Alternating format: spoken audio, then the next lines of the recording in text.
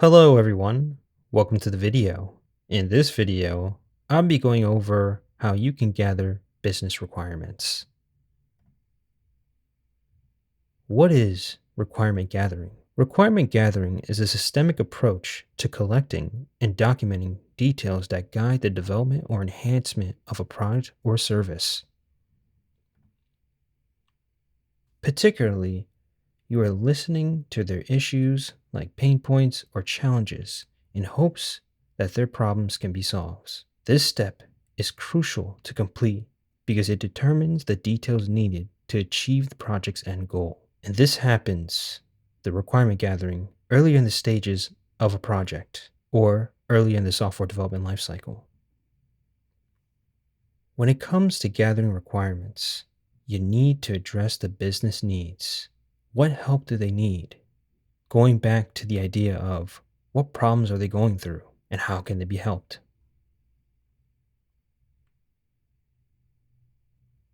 Following up on that, you need to have a clear understanding of the primary goal. While you're gathering requirements in the beginning stages, requirements aren't necessarily final. Having one or two meetings with the stakeholder doesn't justify as the final version of the requirement. Sometimes there could be some unclear parts of the requirements, and you want to make sure you clear those up as you're going through the process. As always, you're doing this for someone or some people. Comprehend the user's viewpoint to ensure you align with them. Building clear artifacts creates a strong foundation for other documents that need to be created. This, in turn, helps the project team clearly understand and prioritize what tasks need to be done. A process to gather and create. Now, there is an order when it comes to gathering requirements, or however you do it. But let's go right into it. Number one, the most important, identify the correct stakeholders. These are those who provide all the details you need. They're the individuals or group of users who are pertinent for the outcome of the project. Number two, defining the project. At this point, you are scoping out the goals and doing any form of risk analysis or any assessments. Number three, elicitation of requirements. This is getting details from your stakeholders, like interviews, meetings, workshops, or any way you can collect data and document prep. Number four, crafting the requirement. After listening and collecting data, doing all your workshops, you are going to write the requirement as best you can with all the necessary details and making it as clear as possible. Number five, confirmation of the requirements. Now keep in mind, alignment is very important. You're always going to confirm what you've written down with the stakeholders or whoever's involved. This is very, very important and very crucial because you are going to agree on what is needed to be done. Number six, prioritizing requirements. Now, requirements, there's going to be a bunch of items there. But what parts of the requirement or requirements are a priority? What's a must-have? What's necessary? What are the end users looking for? Practices to consider when gathering. Now, there are several ways you can do this, or a combination of all of them, or a few of them. Let's start with interviews. This is probably the most common one. You're really just conducting a one-on-one or a group interview with stakeholders just to gather information. Usually this is commonly done. Next is workshops. You're really just facilitating interactive workshops with stakeholders just to brainstorm and define requirements. Review existing documents. This could be very much relevant to whatever project you're working on. Using past information that might help you define requirements in support of that. But keep in mind that some existing documents could be a bit dated. So you want to make sure that what you're reading is up to date and such. And obviously, you're going to always validate with the stakeholders and such. Observing processes. Now, this is pretty much right in the environment if you're in person. Um, you could be observing how a person interacts with their current processes. What are they doing? How are they doing? What's the inputs and outputs? This would give you a better idea of what they do on a day to day basis. Brainstorming. Now, you're always going to be brainstorming, so you're encouraging open discussions and idea generations sessions to identify potential requirements and solutions. Use cases and scenarios. This typically is you drawing out a use case of how a user interacts with some systems or how they do their processes and such. Really, you're just kind of just drawing out the scenarios or writing out the scenarios.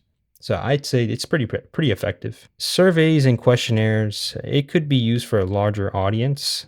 I'd say it's not the most useful because people would have different responses and such. And if you're taking surveys from, say, 30 people, so this is something that's optional, I'd say. But if you feel is necessary in your scenario, feel free to do it.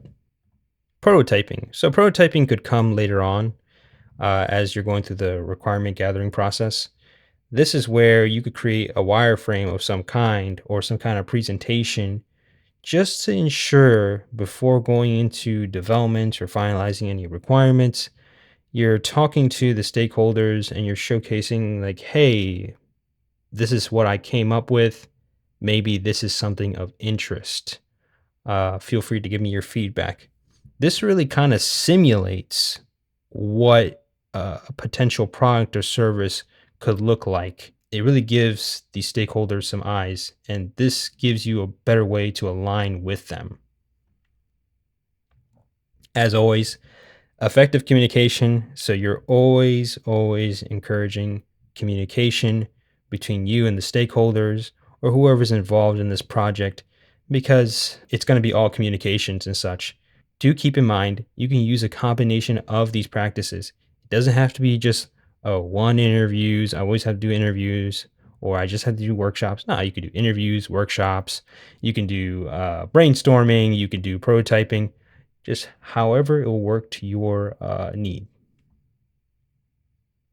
So now there could be some drawbacks while gathering requirements, and you want to avoid them. So you want to address the clear objective, right? So you want to make sure that you understand the project goals and objectives, and you ensure that stakeholders understand these objectives. And going back to alignment, you want to make sure every step of the way you guys are aligned. This is what they want, and this is what you agreed on. Communication, this is just going to be communication all the time. It's quite obvious. You're always encouraging open, frequent, clear communications. Stakeholder involvement. It's pretty obvious once you identify the correct stakeholder for the project that you're going to be working on, you want to make sure that they're always involved. And going back to communication, you're always communicating with them, you're always showcasing something to them because they're the ones that need something from you. And obviously, they have their own perspectives as well. Tailoring it right. Now, there could be a bunch of requirements in an organization, but who you're doing it for, you need to tailor it right for them. There could be different teams, how they do things. There could be different individuals, how they do things. You need to make it custom for them. Prioritize. As you're working with stakeholders, you need to prioritize requirements based on their values, necessities, and impact on the project's goals. Document version control. Now, here's the thing. The documents that you create will never always be final. There always could be refinements time after time. So it's best that you do keep some version controls or redlining what you changed in the document, what was previously there. So you get to compare them. So there's a history of the document that you've created in the past or requirements and such. Validation and feedback loop. Now going back to the alignment part, this is where you regularly review and validate requirements with stakeholders to ensure they're still relevant and accurate as the project evolves. So overall, continuous alignment. Change management. So you want to establish a structured change management process to assess, approve, and incorporate changes in requirements systematically. Things could change over time. Do keep in mind. And finally, non-functional requirements. You want to ensure that non-functional requirements are also gathered, documented, and prioritized to meet the overall system quality expectations. That is, if you are working in software or anything else. Tools to include in your arsenal. Now, there are many tools a business analyst could have, or anyone who is creating these documents. So let's start off with documents, spreadsheets, and slideshows. Word, or MS Excel, MS PowerPoint, those are Microsoft products that help you document or do some data analysis or presentation of the requirements. Now, project management tools. As for project management tools, you can use it for issue tracking tools that can be used for requirement management. And you can have, certain things like traceability matrix if it's allowable there and such. Document repository, a common place to share documents and work with others. You can use a Confluence or SharePoint across teams so they have the access to the documents and such. Diagramming tools. This is quite crucial for a business analyst, right? So when you're using diagramming tools, you're creating a visual representation of the process. It's like a business process notation. So you can use Lucid Charts or MS Visio. I made a video on that on my channel, so I'll leave a link in the description so you can check that out. And as for wireframe tools, now you're just creating an initial concept of the design of an application. It's not final. It's just really just try to get a visual representation of how something could look like, a process or how a user could interact with like a software or some kind. This is where the stakeholders can really just see it and really align on it. This is really done later in the requirement gathering process. There's a lot of tools out there you can use. Now, forums, I did mention about surveys in the past. I'd say it's optional if you are working with a larger audience. I think it's better to use that after maybe you built out a functional prototype and the users are using it, maybe doing some beta test, maybe doing some alpha testing. I meant to say alpha testing. So at least then maybe there's, 15 or 20, maybe even more, much more than that, users who can actually give you feedback and you can understand, okay, this is the data I have. Most of them are complaining about this. Most of them are addressing this. We can have another meeting and just discuss that. That's all I wanted to show you today. Thank you for taking the time to watch this video. If you found this video helpful, please like, share, and subscribe. And until next time, I'll catch you in the next one.